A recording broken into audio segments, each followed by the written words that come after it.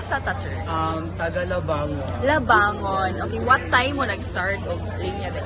Naglinya mi dili ati mga 3:45 a.m. 3:45 a.m. 3:45 a.m. we actually like started to start like line here, and then we woke up exactly like 2:50 in the morning so that we can prepare everything, and then This. yeah, for Graduate. this. Wow. Yeah, because like last year, we actually, we had like this trauma na if we, leave the house at like 7,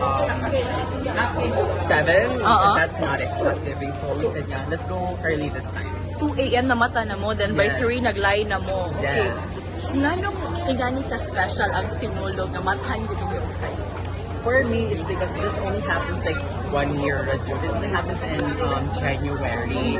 And as for me, as a fellow Cebuano who celebrated Sinulog since my early days, since childhood, I think I can say na that's like a Cebuano. It's always a special thing.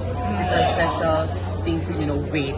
Yeah. Every year mo na adi sa CCS. Yes. Actually, one thing is that katong pag 2021 hawa ni sa Cebu. Oh. And then bago na jud ko nakabalik katong pag June 21, 2024. So dito sa chance tayo. New Year na January 2025 mag-appeal na. Ipadayon na niyo. Yeah, ipadayon na. Wow. Okay, last day na mga answer is pag January 2020. Okay, last na lang. What do you hope for this Sinulog 2026? What I hope is that we can feel the sinulogness. We can feel the festiveness. We can feel our heart wrenching. We can feel the joy, the passion for Sinulog, and for the devotion of our seniors and